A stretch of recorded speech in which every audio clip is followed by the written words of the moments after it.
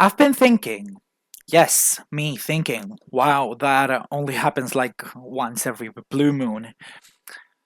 So yeah, I've been thinking that I wanted to make this series a bit more interactive between you and me. So with the goal of you guys being able to participate more proactively, I thought you could suggest a number of challenges for me to face in the park. Some stuff that would happen in real parks, of course. It would enhance the management aspect of the series, and you guys could see what I do with my knowledge about engineering roller coasters and inside of the amusement park industry in general. So, for example, the challenges that you guys could face me with would be profiling on the section of some coaster makes the trains suffer too much. You gotta change that, like it happened with the Heartline of Maverick. RIP to that, by the way. Or people thinking that some ride is too rough and needs full retracking, so it will have to close for several weeks, as well as me needing to make it smoother or something like that. Basically, I thought of you guys saying a problem that occurs in the game. I will fake that scenario in some sort of way, and then I will have to come up with a solution. I'd spin a wheel every episode to choose the extra challenge and work on it that episode.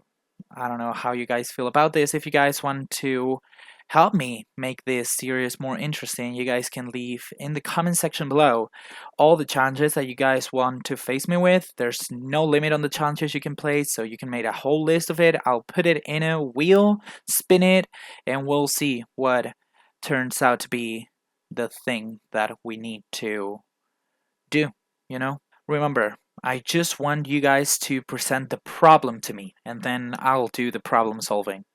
So you guys can leave the comments right below in the comment section. Thank you.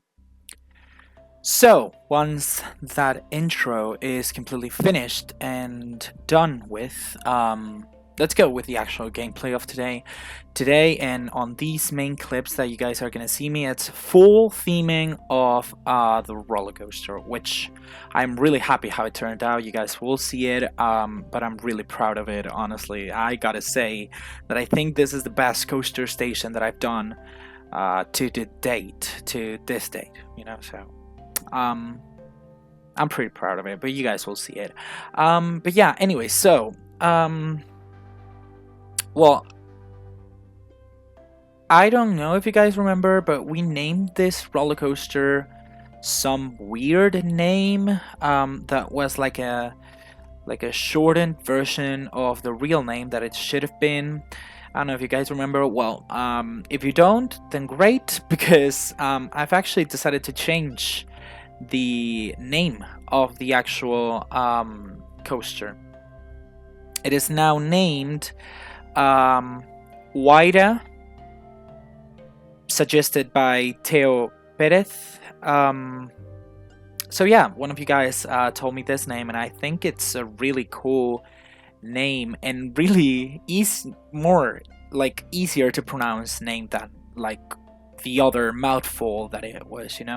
But yeah, he says, you guys are basically seeing the comments. So yeah, he says that it's the god of the wind in South American original civilizations. So yeah, there we have our name, which is Huayra. He said that the H is silent, so I hope I'm pronouncing that right. I don't know. But here you guys see me building the whole station, and this is gonna be the whole station in a like queue house. Well, not queue house because there's no house in the queue, but like, yeah, the whole queue zone is gonna be built today. So I wanted to base it into so I wanted to mix kind of like this Aztec temple, but then I thought that I wanted to have like different levels for the queue. That's why you guys saw me deleting the first outline of the queue that I did, and then I placed this one because I wanted to give it a little bit more height to it and challenge myself to work with different heights. It's something that I never do, so it has been a really good exercise for me to practice. But yeah, so basically I was basing the queue as if it was the gardens of the temple. Um, so like kind of like the hanging Guardians of Babylonia, you know.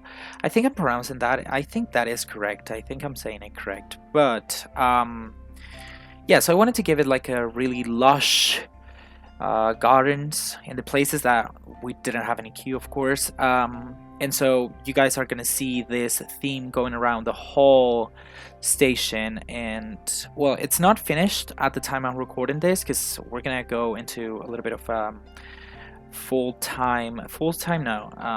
time explanation of what I did a little bit, but it's not gonna be too long. But yeah,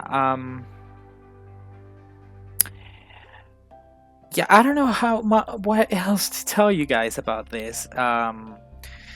You guys will see me like working a lot with the doors and some interactive elements that I thought to place. I placed this interactive doors that open and close whenever the train is about dispatching or whenever a train is approaching the station, and they close whenever the train is parked or fully out of the range of the door. You guys also will see that they clip with the actual rail, but let's just pretend that there's like a hole over there that just makes it, you know, it's perfectly sized for it to be able to do what it does in here. But yeah, just some minor details. I've realized that when you're in Planet Coaster, and I think I'm going to use this section of the time lapse to, I don't know, give you guys a little bit of a tips and tricks that I've been using lately for to force myself to theme a little bit more and to be constant with it.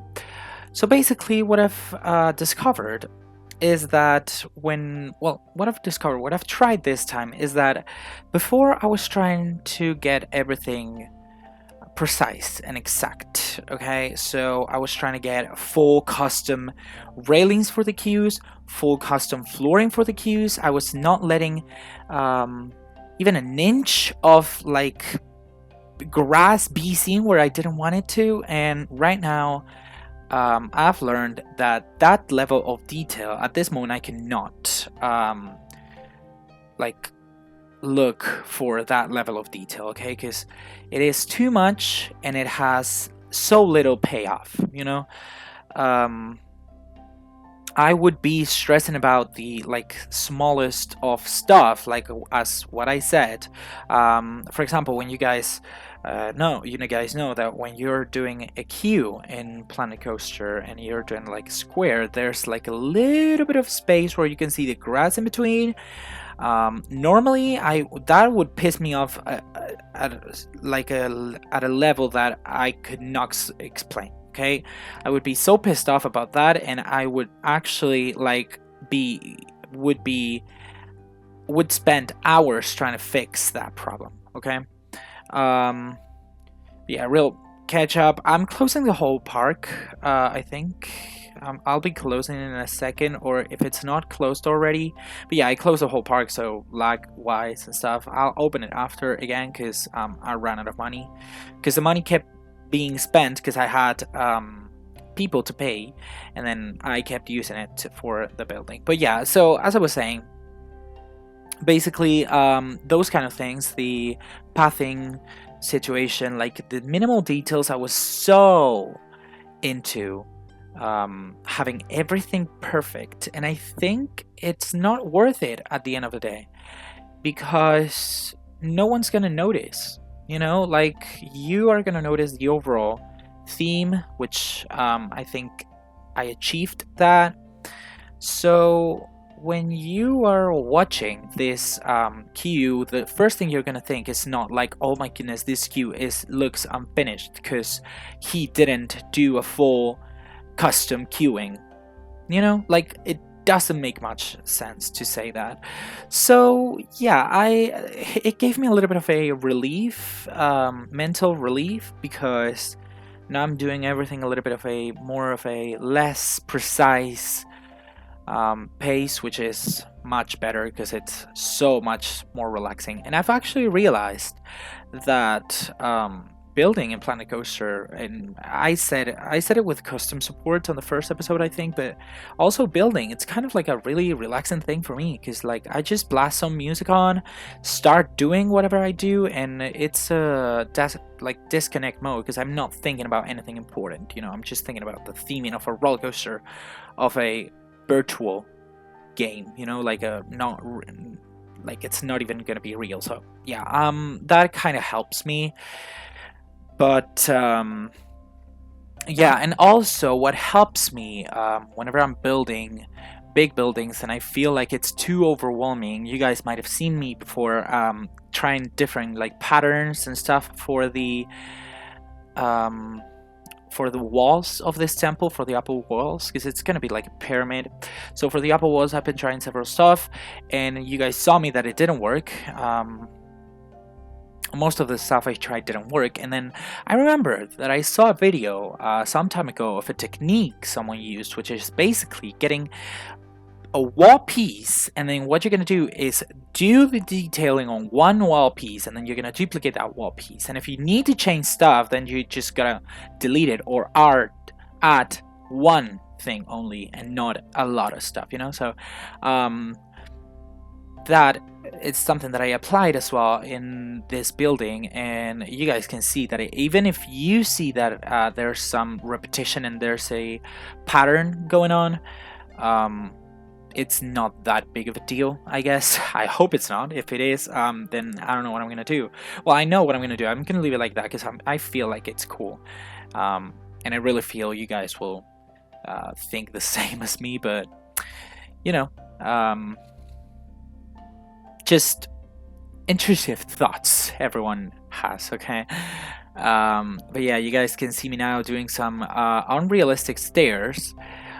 First of all, because they're steep as hell, like I would die on those stairs. And then second of all, because they end up in a pillar, so they don't end up in the like part of the archway that has no, they end up in a pillar. But yeah, it's just decorative style, because in theory we're talking about the god of the wind and all that. The god of the wind wouldn't need to go up the stairs because he could fly, I'm guessing. I don't know, and it's kind of a stretch, I know. Ooh, sorry. But yeah, it's what we got. So now you guys can see me after I've done like the upper part of the building. I'm finishing up the down part of the building, which doesn't have that much level of detail because I thought that it would have not turned out good because there's too much path going around and stuff. So I thought to add a little bit more of the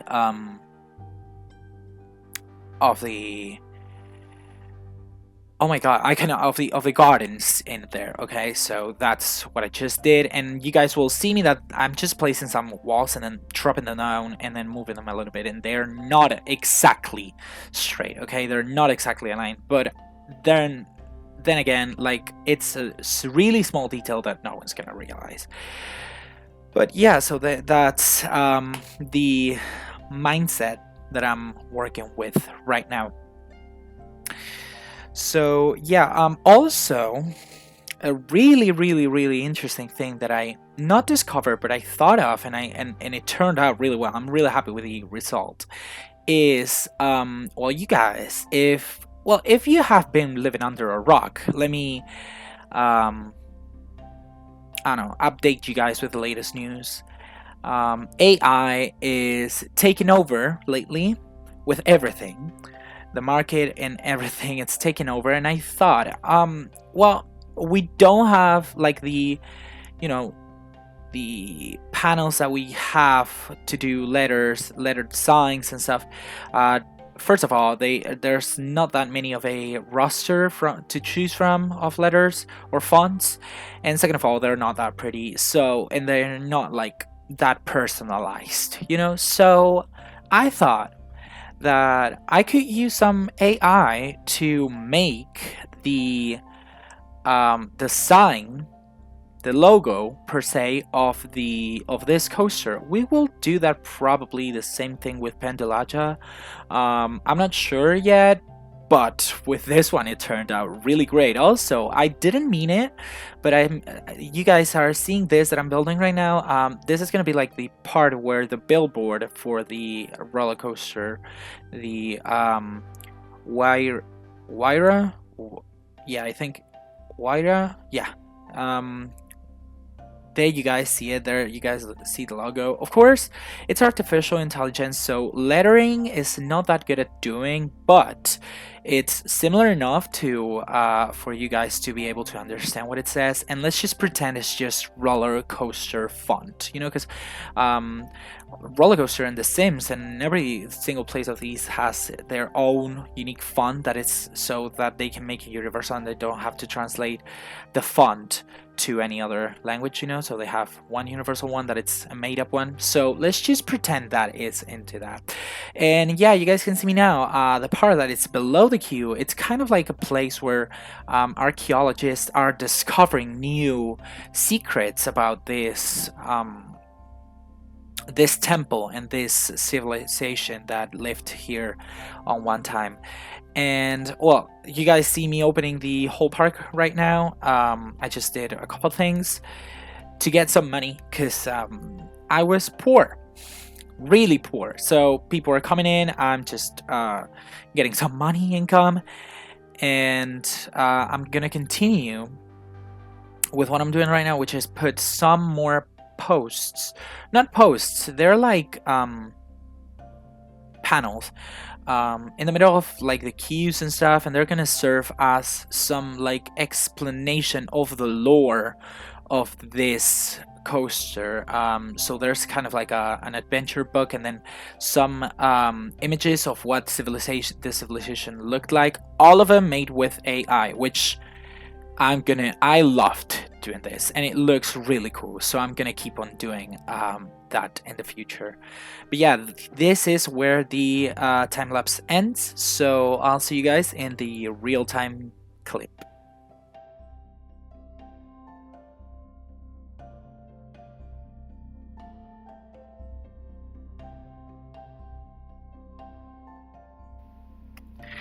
Alright, we're back on real time, and this is how it looks like. The Huayra looks like right now. I still need to remember the name because Pentelage is now pretty in my head right now. There's little archaeologists. This is a firefly catcher. I don't know how this one was called. This is Fearless Hunters, and then the Fire Temple, which is right over here. So for this temple, I based it on this one, but I wanted to do it a little bit more luxurious. This one's a little bit basic, and it doesn't have like that much golden stuff, and it's okay because I intended not that I intended to make it like that, but it looks nice. At the end of the day, like it does the job for a flat ride, because you don't want to be a flat ride prettier than a roller coaster. So here we got the final look, and as you guys can see, what I was telling you guys, so this is basically a pattern that that I just moved around like every like tile and stuff, and this is the exact same, but just a couple things changed. And then from that, I just worked on it and added more detail. Now, here you guys can see, as I told you, the AI generated pics. So basically, my intention for this, right, is, well, you got the arch and stuff, and here's the logo, a close-up of the logo. Honestly, I couldn't have done it better. Like, this is so cool. And I think it represents, it also has, and I didn't ask the AI to use this color, but it also has like a color matching to the rest of the buildings and stuff, which I didn't ask for, and the AI gave it to me. So props to it, them, him, her, I don't know. Yeah, but so basically you would enter this place this way. You had the fast pass, priority pass, or whatever entrance in here. And so my intention in here is that this is kind of like been in, this is in like a construction zone. You're going in through a construction zone where you are finding these straps that used to be in this zone, because this is where the all, I don't know, treasures from the gods were saved or something. So yeah, there's archaeologists here working on the stuff that they broke for to be able to enter here. And I kept stuff in here. I think, oh no, I didn't want to do that. But I do think it doesn't look that bad. Also, it's the interior. We're not gonna be able to see this. It's just like I just wanted to work a little bit and get started a little bit with interior theming, because I know I'm gonna have to create a dark ride at some point, and dark ride is interior theming basically. So yeah, you get out from the normal queue. The priority pass is right over here. The priority pass, well, they get on the ride early, but they miss the whole lure and stuff. So you get in through here. You would read, first of all, you would see like this image. This would be like how the temple would be on the ancient times and stuff. So yeah, it should have like some explains over here, but I'm just like, let's just not go over that. Then you see another concept for what, well, not a concept, let's just say that this was how it was, because archaeologists have been studying a long time and they realized that this is how it should be, this temple.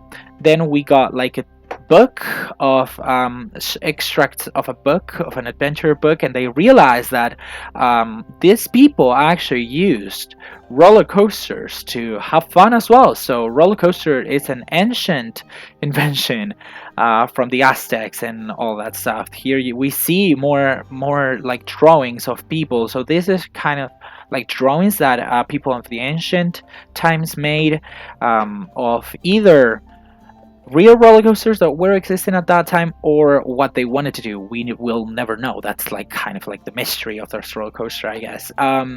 Another concept art. So I basically asked for concept art and then this type of format.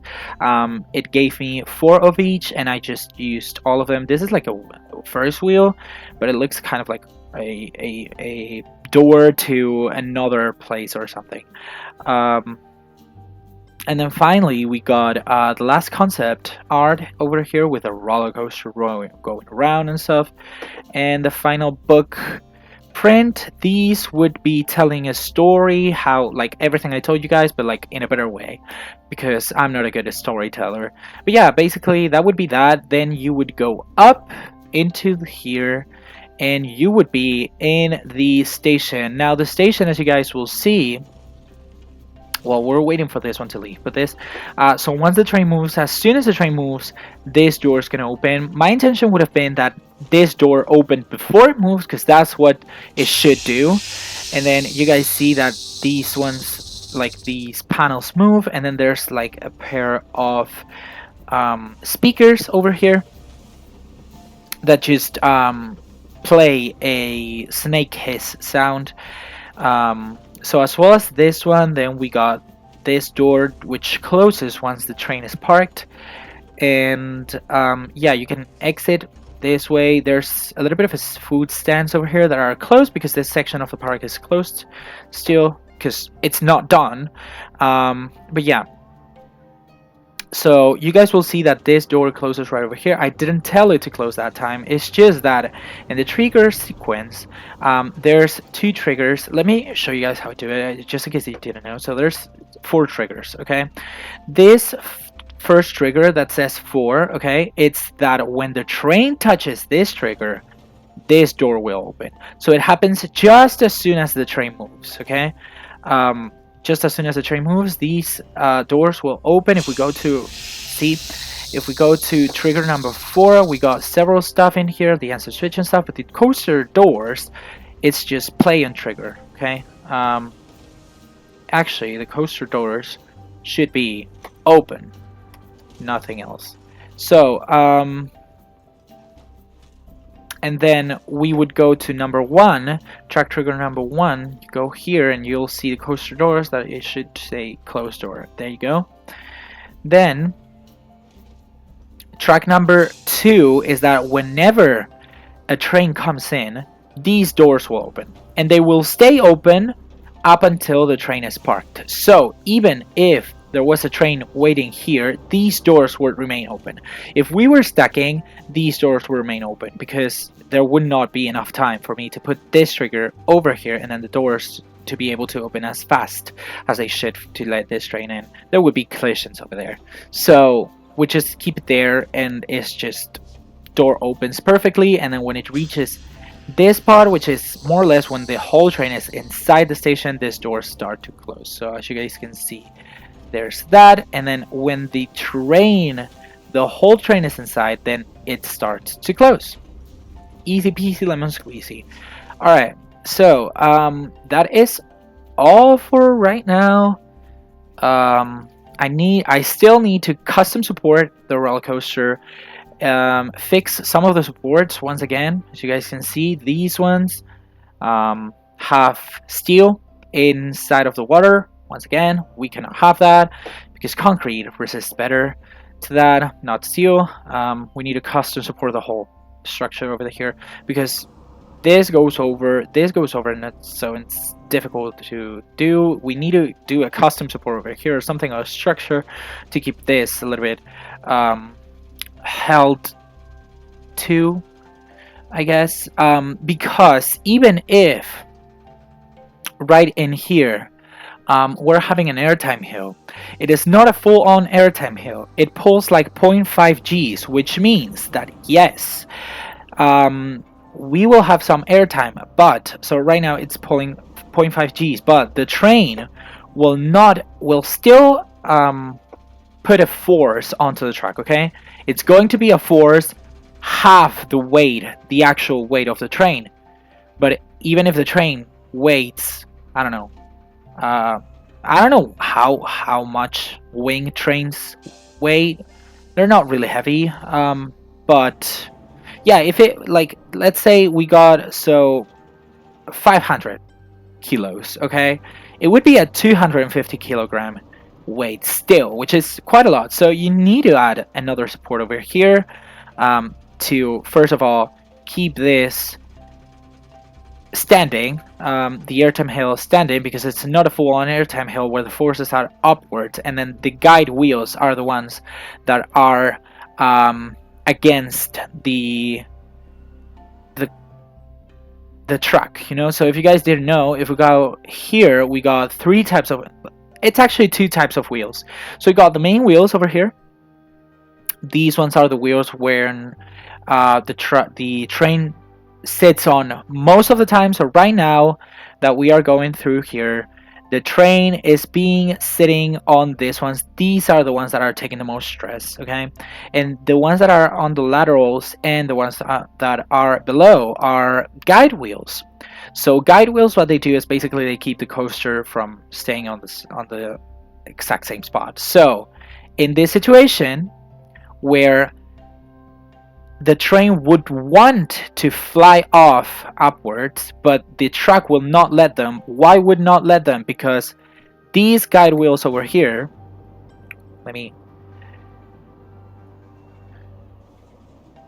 so right now, if we didn't have these guide wheels that you guys see over here, this train would be yeeted out of here. Like, this train would fly this way, this direction, okay?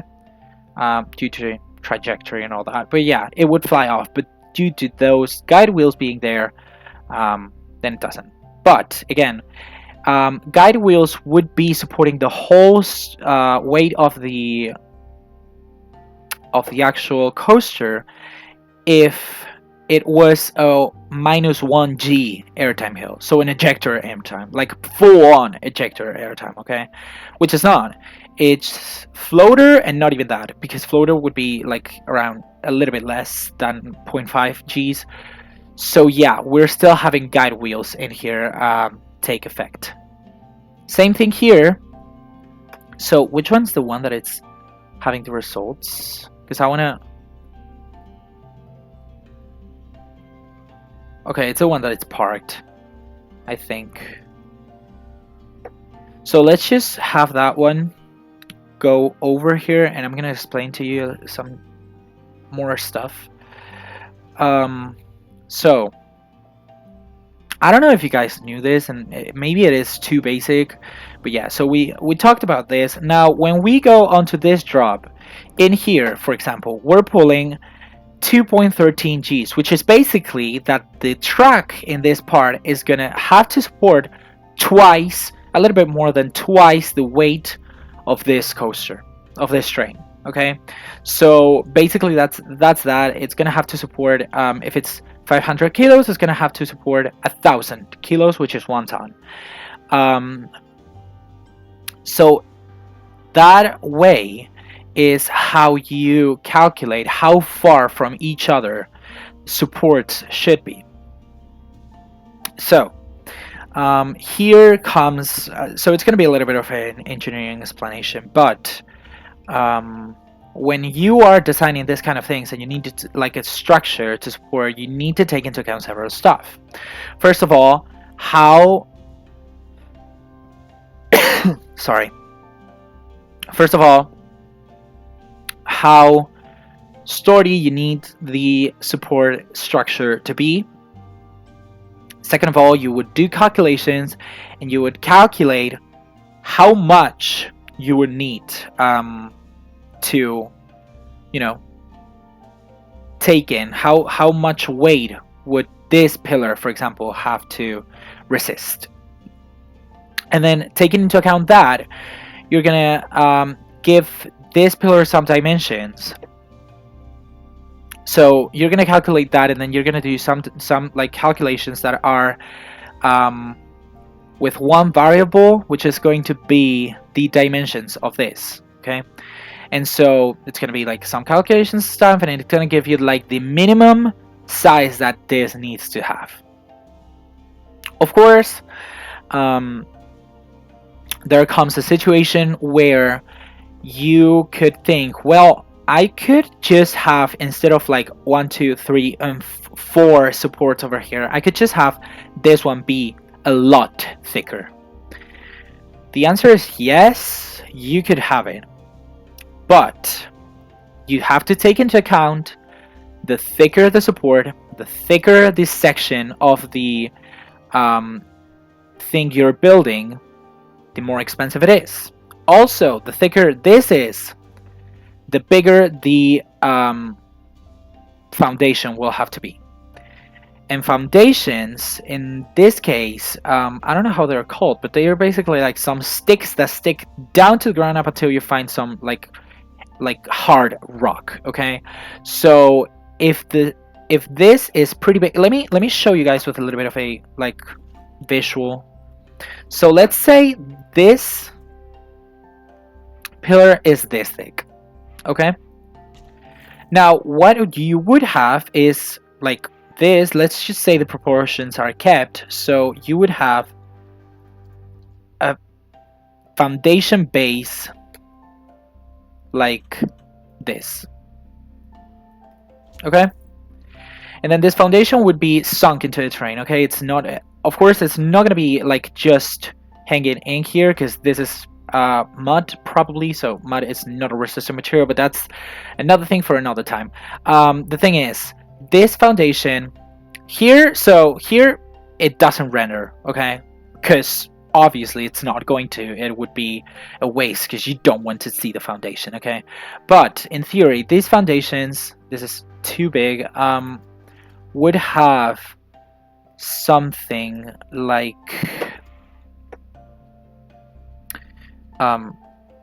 is this, I'm looking kind of like for ooh. I'm sorry, I'm taking a little bit too much time on this, but I just now that I explain it, I want to. Okay, imagine this is a round, okay, and it's concrete. It's concrete with wires, let's say wires, it's like not wires, bars of steel inside of it to make it a little bit sturdier. So you would have this over here, like 4 of them, for example, like this is what I'm guessing. Once again, I haven't studied the roller coasters themselves, so I don't actually know if the foundation type that they have is this one, but it's the one that makes the most sense for me. So I'm gonna keep explaining for this one. So once you see that, this foundation is gonna have like a stick right over there. This stick is gonna come to a point up until it finds a hard rock over here. So if you find sand, you still need to keep digging. If you find I don't know, like mud, you still need to keep digging. Anything that it's not hard rock that you cannot break, like a big boulder, you need to keep breaking. Okay, so this is gonna go like as down as it has to. It's not going to be. It's not at all times. It's going to be up until that like depth. There could be some situations where there's enough friction between the pillars, not the pillars, like these elements and the surrounding terrain for it not to move. Like, yeah, let's just say that it goes down to the rock to simplify things, okay?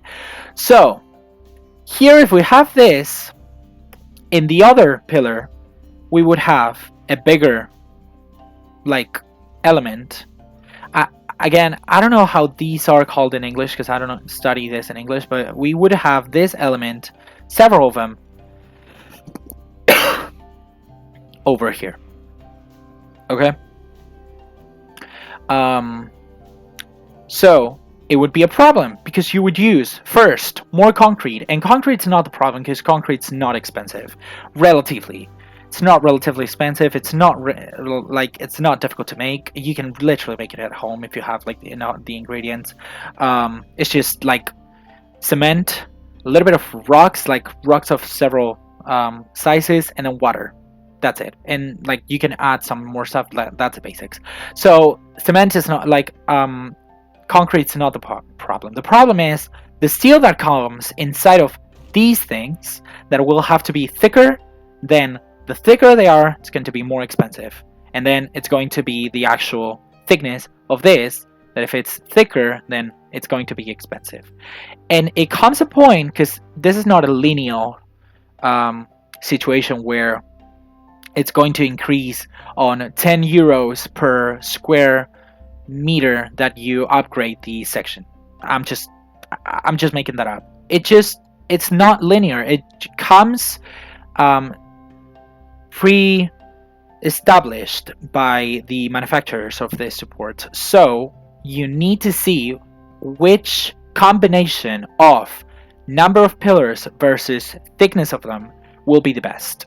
Okay, since here we only have this thickness of pillars, I just put them like this. So I went way too deep into engineering stuff. Sorry for that. Sometimes my kind of nerd side comes out. I'm actually gonna leave those ones over there, just for fun. But so what I was trying to say is this is supporting twice the the weight of the actual train plus the actual weight of the track, which is not little. Okay, so since it's supporting more weight, you need to have either thicker supports, or if you're having the same thickness supports all over the place, which is of course cheaper than having different support thicknesses for different parts of the ride. So yeah, then you would have to have the separate more supports over here so that the stress of this is well distributed between all the supports. So yeah, when you are in parts that are like valleys, so in this part you should have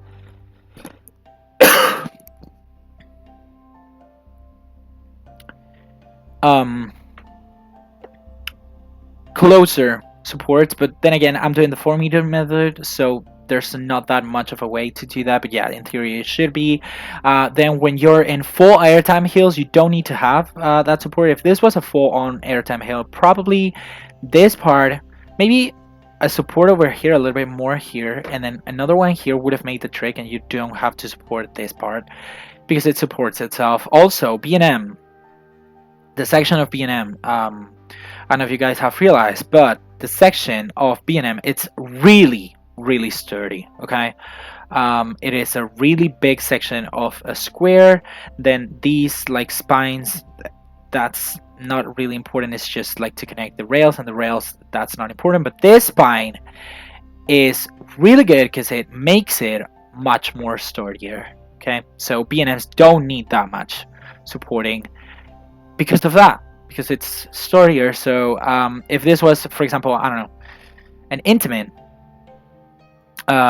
with a truss, kind of like, or for example, let's go to the kiddie coaster. So as you guys can see, the kiddie coaster has more supports over here because it needs them. The section of this rail, it's absolutely like, well, first of all, it's absolutely non-existent almost, so it is not sturdy enough to be supporting a lot of forces, and so to have less support here. The supports are the only thing that are keeping this roller coaster in place. Here, the actual track, the actual rail, is going to absorb some of the forces.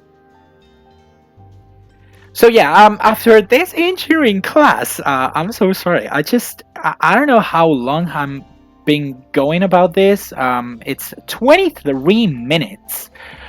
I'm so sorry. This is gonna be a really long episode, but yeah. So after this, let's just go and theme a little bit this star shaped, because it has been unthemed for quite a while. I've been kind of, I don't know, procrastinating around it a little bit. So we'll get to it right now. Let's go. Alright, so I'm really happy to say that this will be the last time lapse of the video. Now, I'm happy because it also is going to be the final clip, that, like, the final video we are going to be focusing full on this adventure island, because it is mostly like 90% complete. So I think we can focus on more stuff outside of the island. Before I started theming the star shape, which I don't remember how it's called, but it's got a name. I cannot remember it right now, but before that, you guys saw that I gave Penjelaja a custom banner as well, a custom, like, yeah, the custom image for it. So I made with AI a new image with that, and then the star shape, it's gonna be called Huehueteotl's Rage. You guys are gonna see it's a really, really, really cool theme. I'm theming it right now. It's kind of simple yet effective, I'd say. It's a really good transition between the Fire Temple ride, which is the Tango, and then the B&M Wing, which is at the other side of the coaster, that, remember, it's now called Huayra. So yeah, it's just basically some foliage and a pair of stuff like that, and then I added some effects to the beginning of it so that, I don't know, it would have something different. And since it's called Rage, then I thought that I would give some steam and some fire coming out of like several spots, so that it looks like the god is angry, and then it spins you around, you know, like that's kind of like the concept for the ride. But yeah, I'm pretty happy with how it turned out. It is, at the end of the day, a flat ride, so I don't focus that much on flat rides, especially flat rides like this one, where there's like a big, you know, like height or something like so the area and the volume that the ride is occupying when it is moving, it's pretty high, so I cannot focus that much on a on anything in too big in this ride, because it's, well, a little bit too much if I wanted to do that. But yeah, It's not really complicated. I finally did it though, because I've been postponing it for quite a while now. This ride has been sitting there. It might have been like one of the 3 flat rides that originally opened, and then I opened like themed several stuff, did a lot of stuff before this ride opened, but now it's finally working and open. There you guys can see how the effects are working and stuff, and yeah, it's gonna gather a lot of crowds, really big crowds, because it's a new ride at the end of the day, so it's gonna have like a really high prestige for it, going for it, but it will go down. In reality, it wouldn't draw that many crowds, and also queues in Planet Coaster are not that realistic, you know, because if you do a 3-meter queue, a 2-meter queue, or a 4-meter wide queue, they like the people are gonna occupy the same thing. So you would say that if it's 4-meter wide, there would be more people, you know, in that part, but they are actually, the difference not that notorious. So queues are kind of messed up in here, and also we're getting a really big number of people in this park. Honestly, like, it is crazy the number of people we're getting, also because there's such a level of theming that it attracts people because of that. But yeah, you guys now can see how I'm theming the not the roller coaster, the ride, light in it, sorry. I give it a dynamic lighting that changes whenever every cycle has changed, so I think that's something different for this ride. So I try to give each ride a little bit something different, you know. So the carousel, it's completely covered and it has a completely new skin.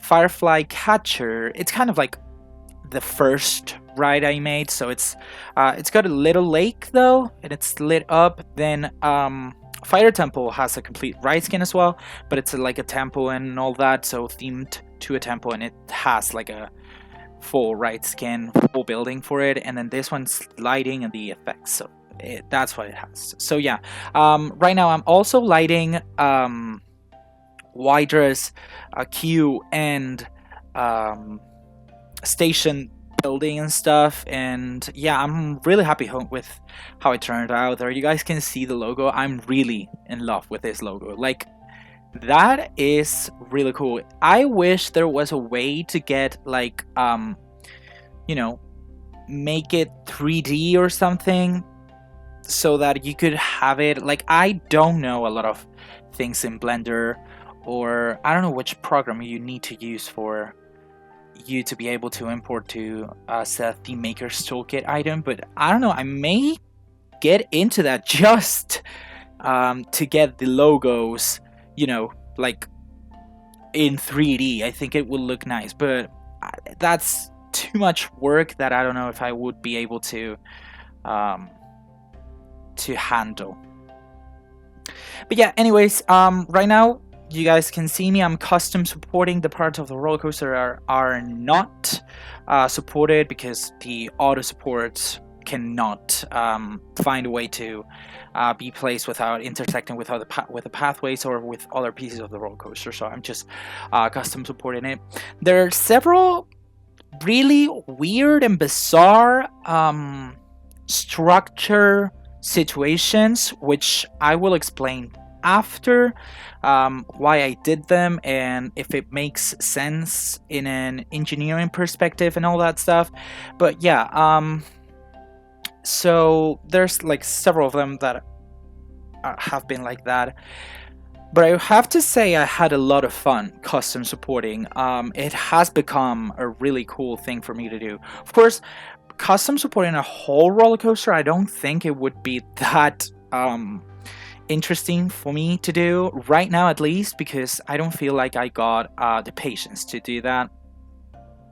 But custom supporting, because like the default support for most of the coasters are actually fine.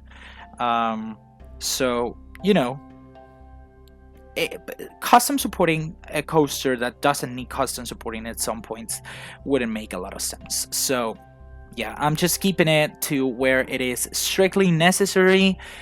But yeah, also I gotta say, I don't know exactly like the process they take for custom supporting B&Ms, for example, or anything. So if these supports are not realistic enough for a B&M coaster, well, I'm sorry, but I don't know about, like, I don't know that much about like this kind of stuff. You know, there's people that like know every single detail about profiling and supports and all that, and I wish I could be that person, but I'm not. So yeah, you guys now see me custom supporting the lift hill, which has a really good thing going on. You guys will see now with the supports. It's just like, it's something really stupid, but it's one of them. It's kind of like tilted. This is something that a lot of B&Ms do. Gigas do it. They don't do it this way. They do it the other way, but like on the drop. And then older B&Ms also do it. And it's not that I wanted to have that, but then I realized that this configuration would help me a lot, because I needed to have another extra support for the lift hill, because if not, it would be like not enough supported. But I had the pathway in the middle, so I could do that and then have the footers be outside of the pathway, you know. So yeah, I think it looks really cool. Also gives it a little bit of a, you know, other characteristic thing to this coaster, I guess. But yeah, I'm really happy how it turned out. The custom supports, all of the custom supports, I really think they turned out really great. I will explain to you later a little bit more about that, but yeah. I've also been doing footers for the water zones, for the support that are on the water, that are fine, but are actually in the water. So you guys know, steel cannot go into the water, so that's basically a thing that I'm fixing. I'm theming a little bit the whole coaster right now, and I will theme it fully on this time lapse. This time lapse is gonna be fully themed. I've been like, I don't know, the clip, the video clip that you guys are seeing now, it's like a 2-hour video clip that I just shorten a lot, of course, because it's a time lapse. But yeah, this is where I go in deep with the theming of the actual coaster, do some foliage, night lighting, and I added some head and food choppers as well. I wasn't able to add any keyholes like the ones that you could find in some other B&M wings. Gatekeeper is the most perfect example for the keyholes, but I added some horizontal keyholes, let's say. Okay, it's not while they are upside down, but it's while they are not upside down, but like at 90 degrees with the ground. But it's when they are either upside down or just like upside up, you know. So yeah, there you guys see another of the weird custom support situations, and then in this part, in the final break round, you guys will see another custom support situation that is the it's an arc. Well, it's not fully an arc. It doesn't look like an arc. It looks like an arc, but like a really more geometric arc. It has a reason why it is like that. I will explain to you after, because I don't have enough time to explain it here, and I cannot explain myself with doing any visual stuff, you know, and so it's much more difficult for me to explain myself without doing any visual stuff, because I feel like if I was in the game and I was able to do like some examples with the elements that are in the game, I would be explaining myself much better. But yeah, not much else. You guys see me now doing the first keyhole of the 2 that are going to be in this ride. At the beginning, I was thinking that I wanted to theme the lift hill as well. I wanted to have like some towers on the lift hill. Maybe in the future when I feel like it could be, but I feel like it occupies. So if I wanted to have towers, for them to be structurally like for them to make structural sense, and also for them to fit in with the theming of this, which is that when we're doing like tall buildings, they have to be like in a kind of a pyramidal form, even not really steep ones like the Egyptians ones, more steep ones. Sorry, not with a tamer,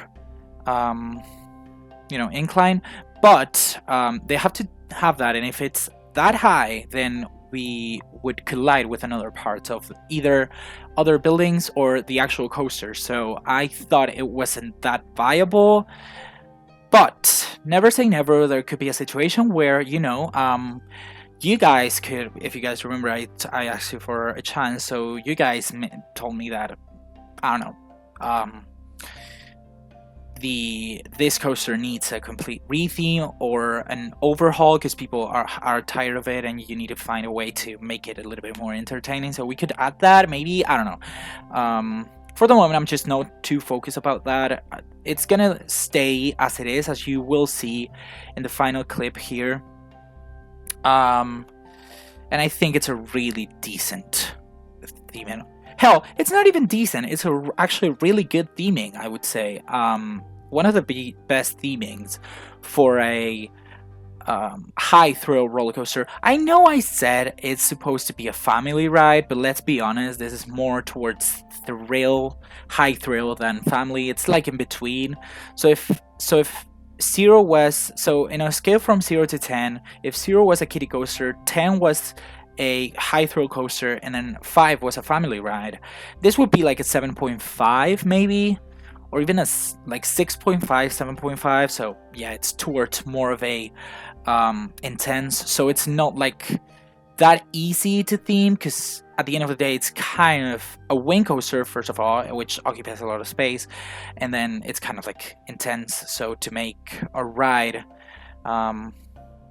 with high speeds, it's not that easy, because you cannot have anything too intricate in the theming itself, because people won't see it because they're going through it too fast. So yeah, it's just, you need to have like a big stuff that you can see from far behind, so you're able to like process it, and by the time you're going through or next to it, you will be able to have processed the theming all fully.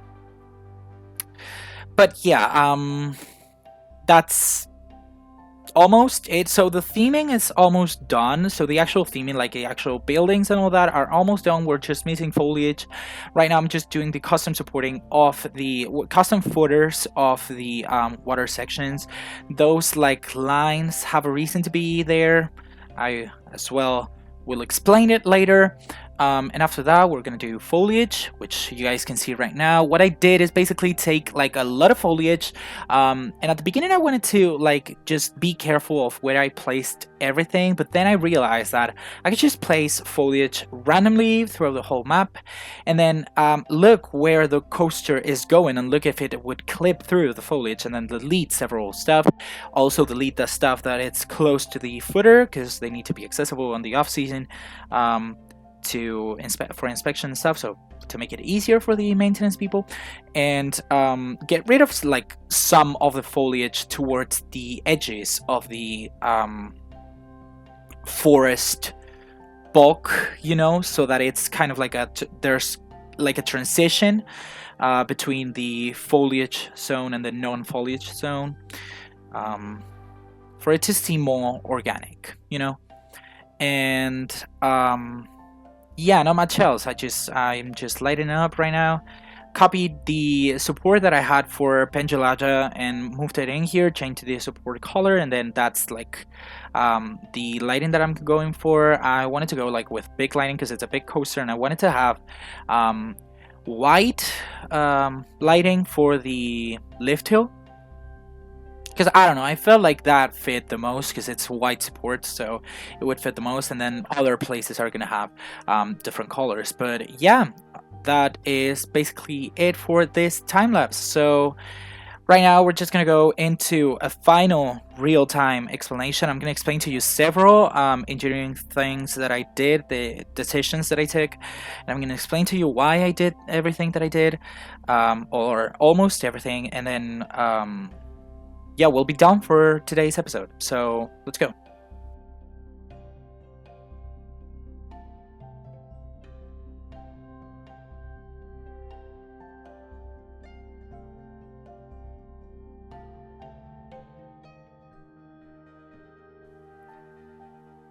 Hi, it's me, Pren, the Pren of the future that is editing this video.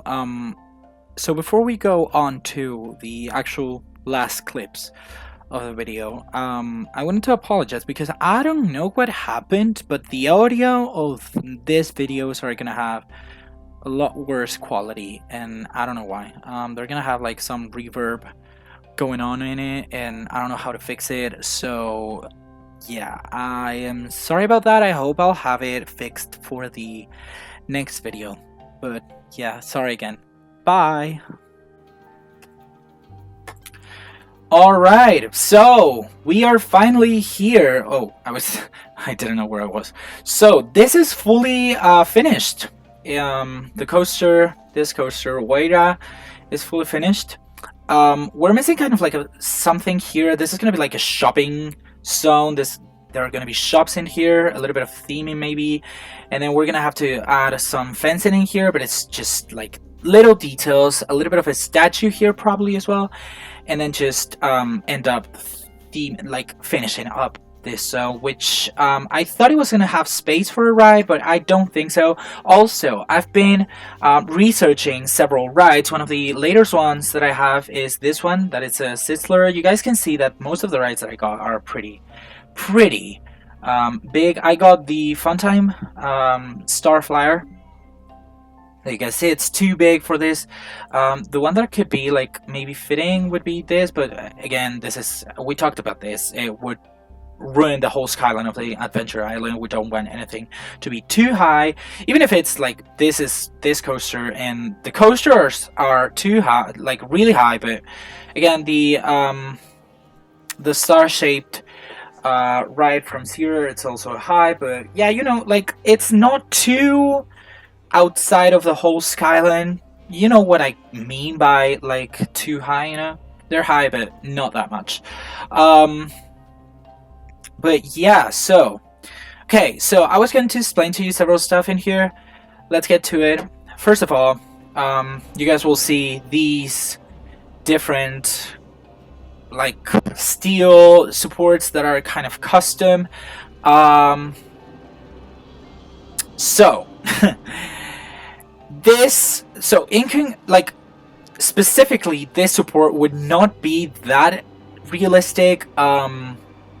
It would probably need another branch over here to finish it off. Maybe I'll add it, I don't know, but like at this moment, this support, it's like the weight. Let me stop it because there's too much noise over here, so let me pause it for a sec.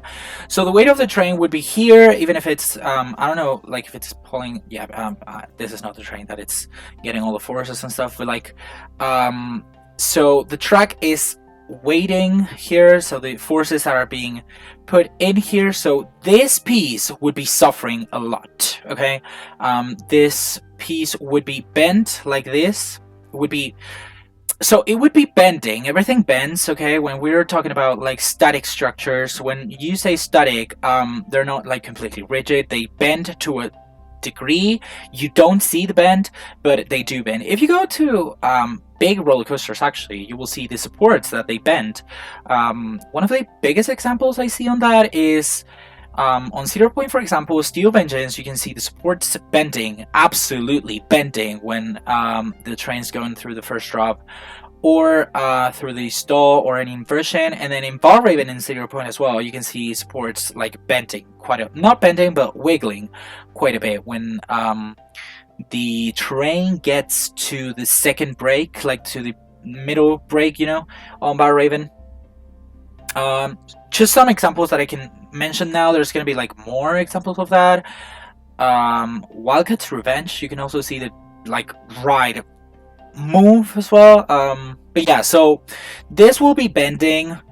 It will have some structural issues at some point. Right now, we're going to leave it because it's a new coaster. It's not going to have a lot of structural issues, but maintenance is going to have to pay a lot of attention to the support, especially this one.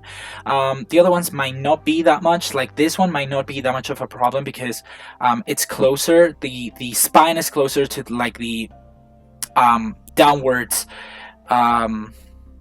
support, but this one's pretty far away just because it's a wing coaster, so you need to leave some space.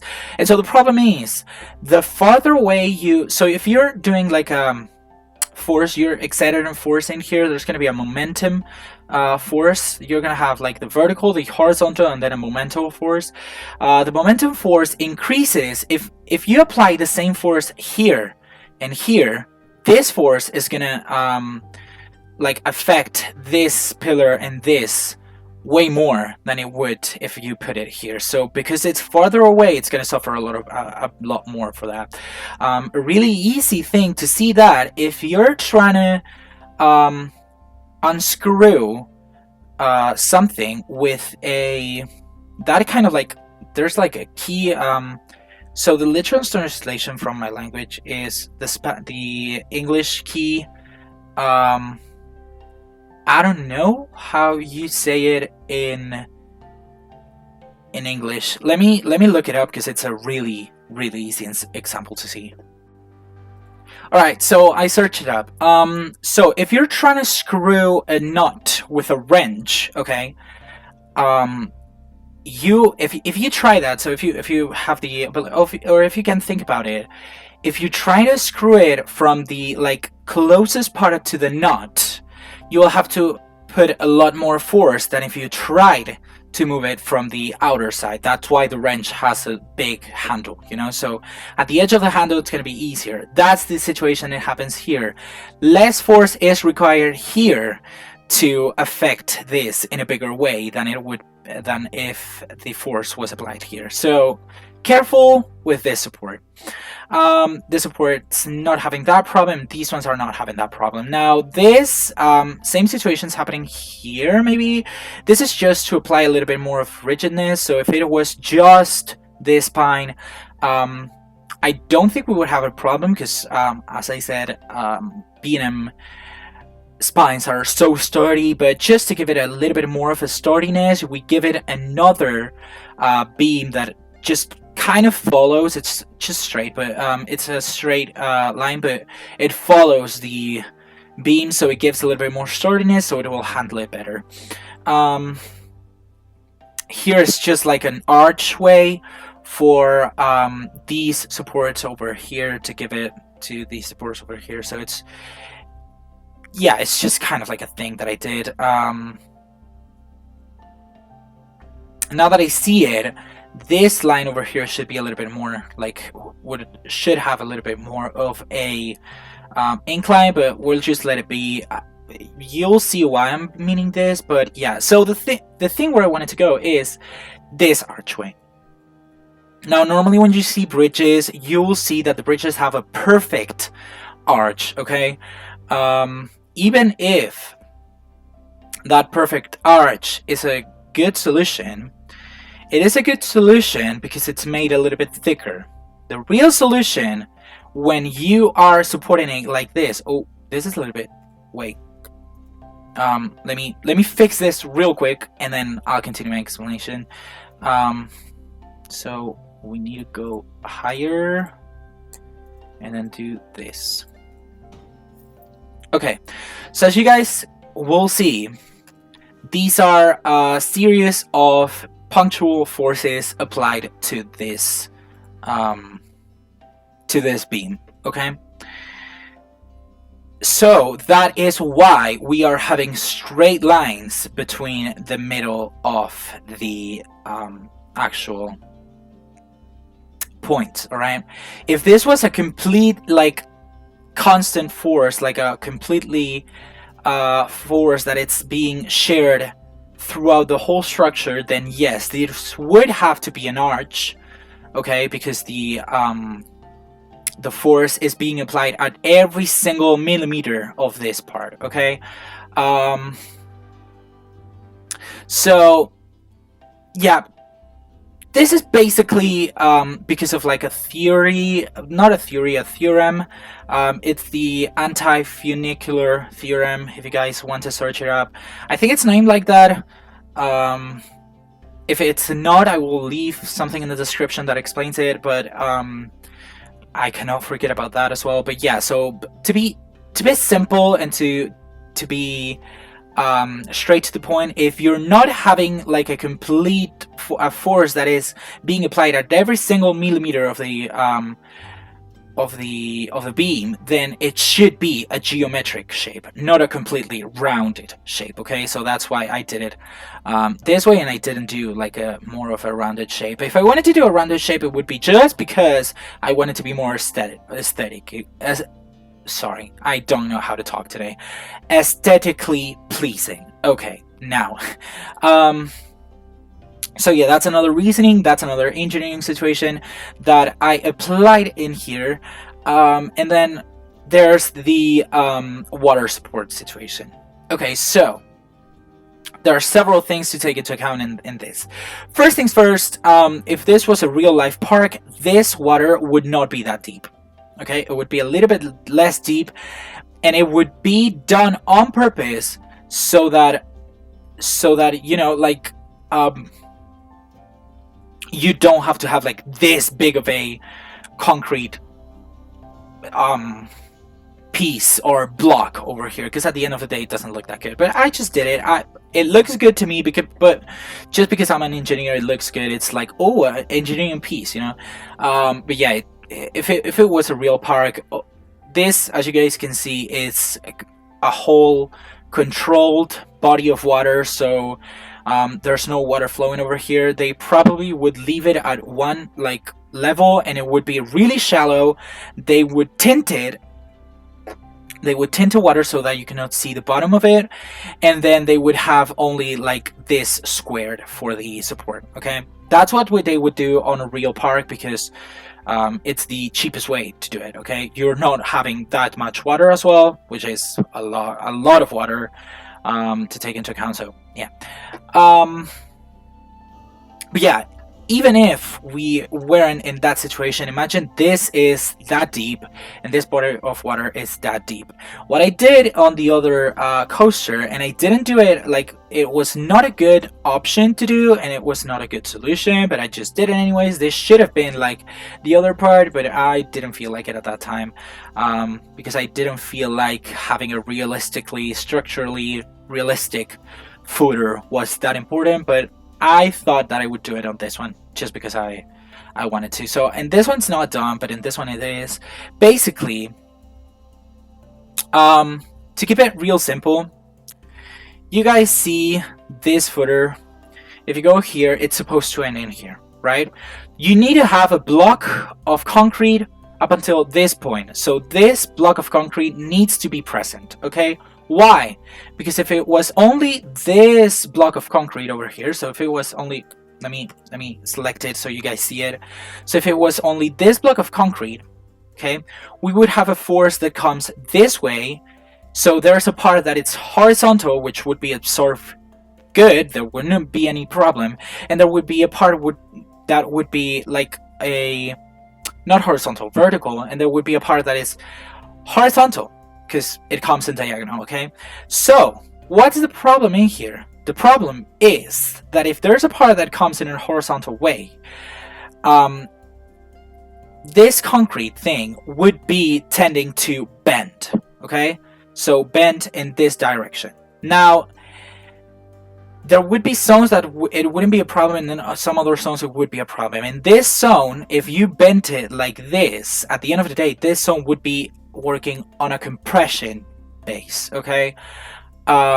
Which is good, because concrete works really well compression wise, but traction wise, which is when you pull, so compression is just when you're trying to like squeeze, and traction is when you're trying to pull, okay? So traction wise it doesn't work well, and since this force is landing in here and it's going this way, this would go like this, which would work traction wise, because at the end of the day the material would be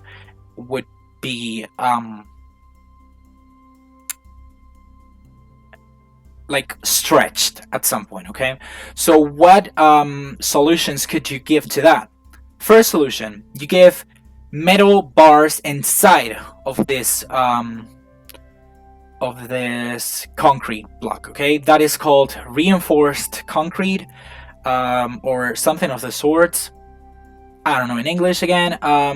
But yeah, I think it's reinforced concrete. It's basically concrete that has steel inside to compensate for the lack of traction resistance that it has. So the steel inside of the concrete would act as the resistant part when it's working as traction. Okay, but as I said, if this is working, like you guys can see, this is going at a decent speed.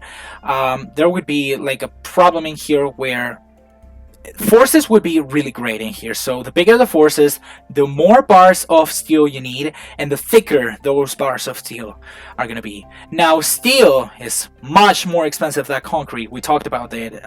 Concrete's really cheap, steel is not. So steel would be much more expensive, so that would not be a solution.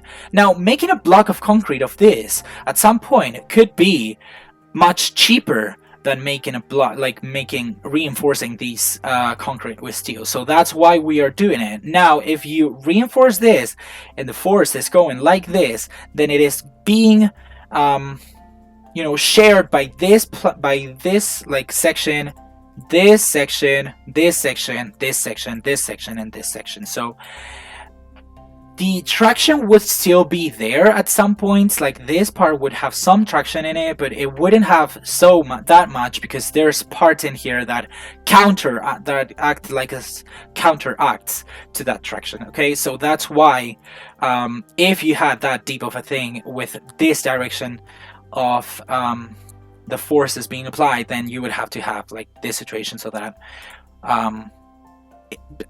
the actual support doesn't collapse, but yeah, that was my engineering facts of the day. I hope you found them interesting. I really find engineering really interesting. That's why I'm an engineer. But yeah, I thought you guys could find that interesting as well.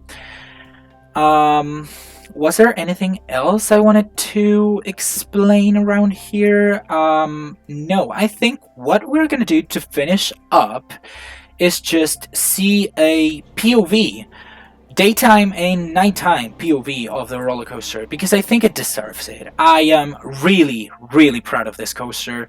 I think it has a really good theming. Maybe not like Disney theme, but maybe, or Universal, maybe a Universal theme. It would be something that could be, yeah, I think it has more theming than the Incredible Hulk ride at Universal, I'd say.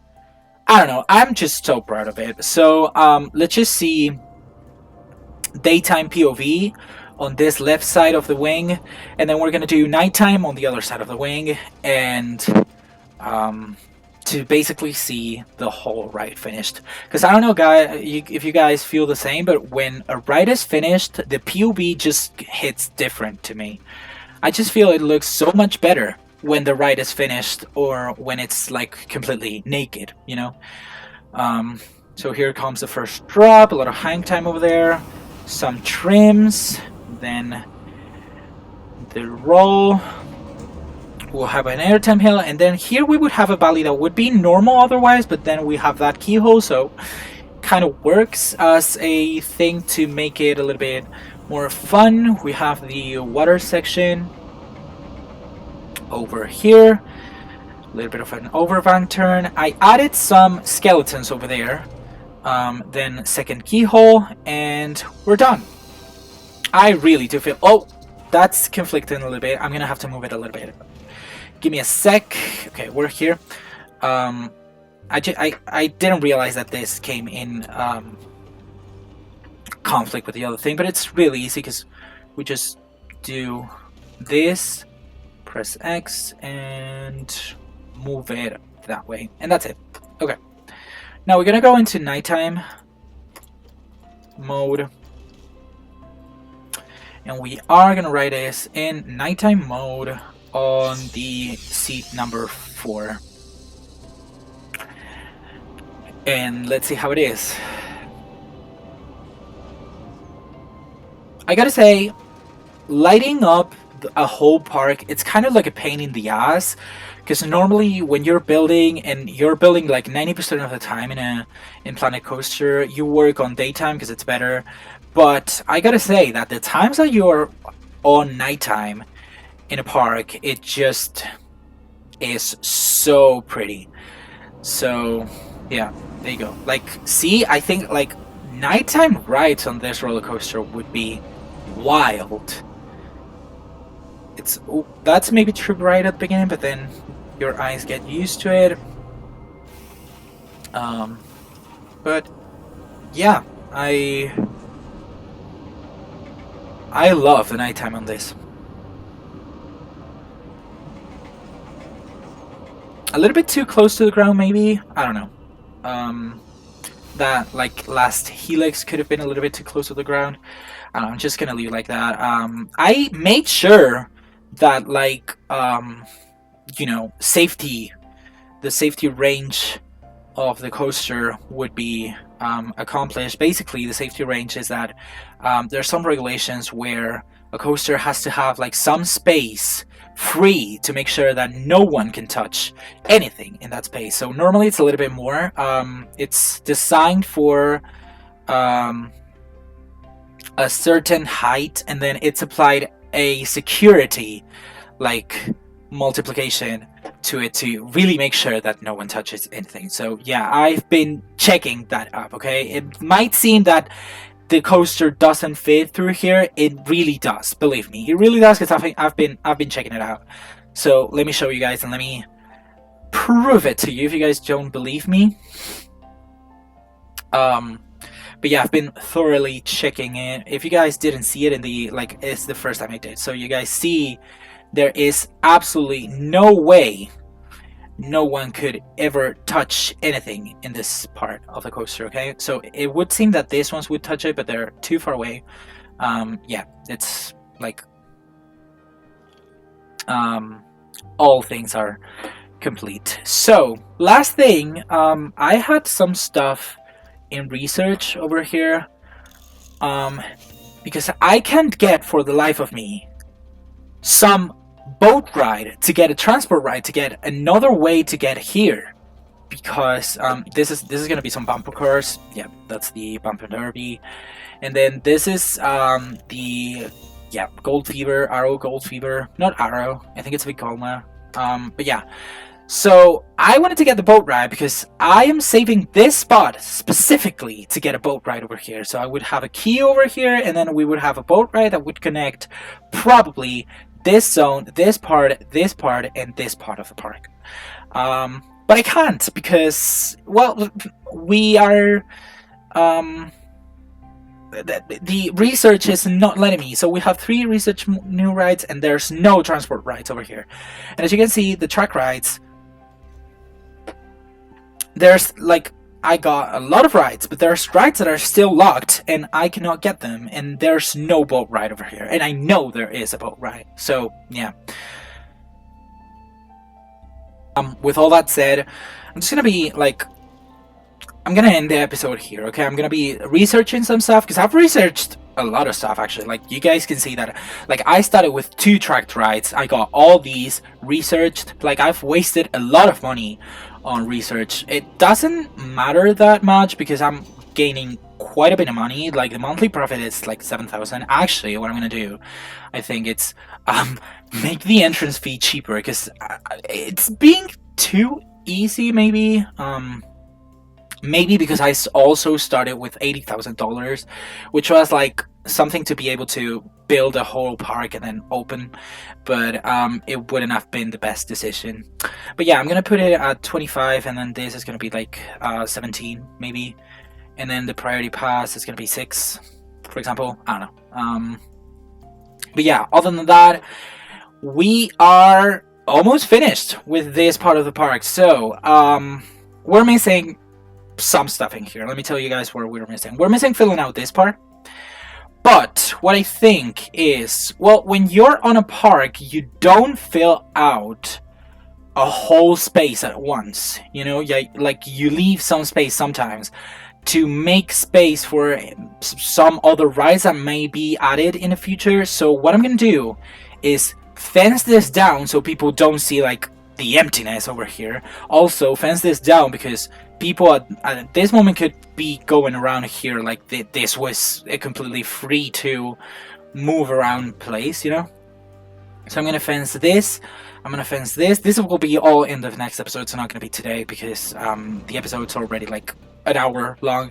So yeah, and then fence this part. Also fence a little bit of this part. This needs to be kind of fenced. Not a big fence because there's no low zones over here, and the zones that are low, well, this is low zone. This needs to be big fenced. Like there needs to be a big fence over here, but the zones that are low over here are already fenced. I did that on purpose. So a low fence could be working in here, a high fence in here. Then we would have the boat ride here. For when I research it, if I research it at any point, because it doesn't seem like I'm getting it anytime soon, but yeah, I'll be researching and see if I can get it at any point. But yeah, so this is the only part we're gonna fill out at the moment.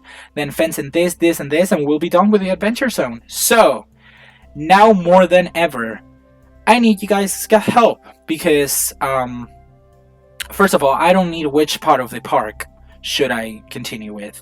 I could do the main street, but that would be too much theming and too little ride building, you know. So I'm kind of scared of that. I need to build an entrance as well, so I'm kind of scared of that as well. And it's not that much of it because I started with an easy architecture style maybe, but this would be like the ideas I have would be kind of more difficult to pull. I don't know. I need to do some pathing as well. There's a lot of things that I need to do, and there's a lot of help I need from you guys. Oh, also, what I did research is the monorail, so I could have another way to transport people, because if you guys remember, I have a monorail over here that's been sitting since the beginning of the ride of the park, of the series. So that's another thing to take into account if you guys want to see that. I was thinking to get the monorail to move and have a station here and another station over here maybe, but it would be kind of like a entrance mode. Now, something that I don't know and I've been thinking is if the monorail, because I'm going to be placing, so if I place the station over here, the exit of the monorail is going to be always in both entrance and exit of the monorail are going to be outside of the park technically, because I'm going to put a entrance like this one, so a ticket booth like this one, before you can cross to the place that it's the monorail at. Now my question is, are mechanics able to go through this if the ride breaks? That's a question. I don't know if you guys know that, but I kind of want to know, and I kind of need to. So if you guys know something about that and you could tell me, I would be really thankful. Also tell me which songs you want to see, which rides you want to see. No more B&Ms. Sorry, but I did too. Like, B&Ms would be the thing that would make the most sense to make, because of like their capacity, their reliability, but they're kind of expensive. But we do have the money. But yeah, like I just want to try some other coaster manufacturers. So yeah, but yeah, I'm starting to talk way too much. So this is a moment where I say goodbye and we part ways. If you guys liked the video, of course you can like it. It really helps me seeing you guys' likes and your comments. Tell me what I can do better or what you guys are liking that I'm doing. It really helps me a lot. I read every single comment and I try to answer every single comment as well. I have up until now, I think. So if you guys want to talk to me, I'm always open in the comment section. And yeah, there's not much else to say. If you like this video and you aren't subscribed already, you can subscribe and all that stuff that YouTubers say. Yep. So thanks for watching. See you guys next time. Bye.